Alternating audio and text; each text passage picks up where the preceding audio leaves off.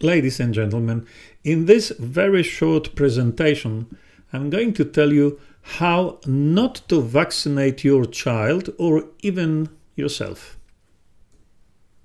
It seems a bit crazy, but just stay with me. All vaccines have so-called package inserts. That is a medical literature for doctors as well as for parents, describing in great detail how to use that vaccine, and also there is always a chapter when not to use the vaccine, and it is called contraindications. Contraindications means that if a medical practitioner would vaccinate the child against these contraindications, he would or she would be committing a criminal act. Let's look at the package insert of a vaccine. In this case, it's just a flu vaccine, but this is only an illustration, so you don't have to stick to it religiously, but you can find very similar contraindications in every package insert of every vaccine. Let's look at this closely. Look, the vaccine manufacturer is saying that the medical practitioner must not give this vaccine if a child or an adult is hypersensitive to active substance, to any of the excipients, and to residues of eggs, of albumin, chicken proteins, formaldehyde, cetrimonium bromide, polysorbate 80, or gentamicin, etc., etc. That sort of statements you will find in every package insert of every vaccine. So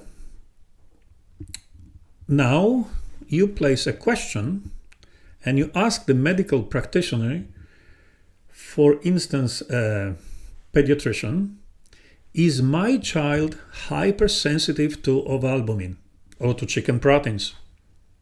Because the manufacturer is saying that if my child is hypersensitive, then the medical practitioner must not give my child this vaccine. Is my child hypersensitive to formaldehyde?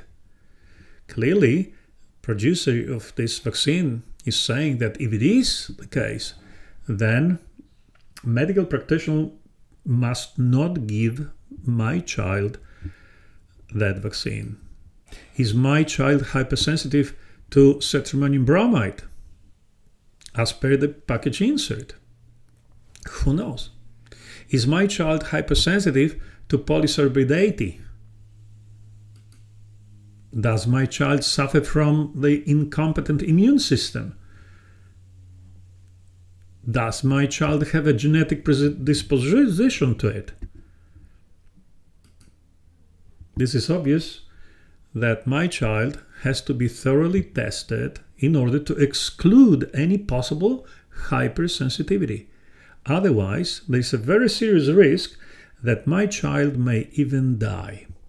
So when you ask medical practitioner before he or she vaccinates your child, you ask those questions, that's obvious answer that they cannot say, yes, we know that your child is not hypersensitive.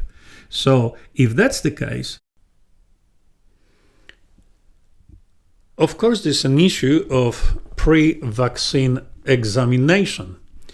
So there is a lot of talk about it, that the MD who wants to vaccinate a child must do a proper examination of that child before he or she vaccinates the child. But in the view of what I just discussed, looking into the child's throat, listening to his lungs, is that all?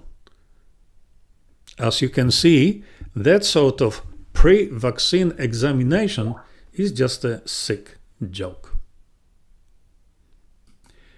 So in the slightest, That sort of examination doesn't fulfill requirements as stated by the vaccine manufacturer. As you can see, a medical practitioner has a very valid reason, supported by the vaccine manufacturer, not to vaccinate this specific child.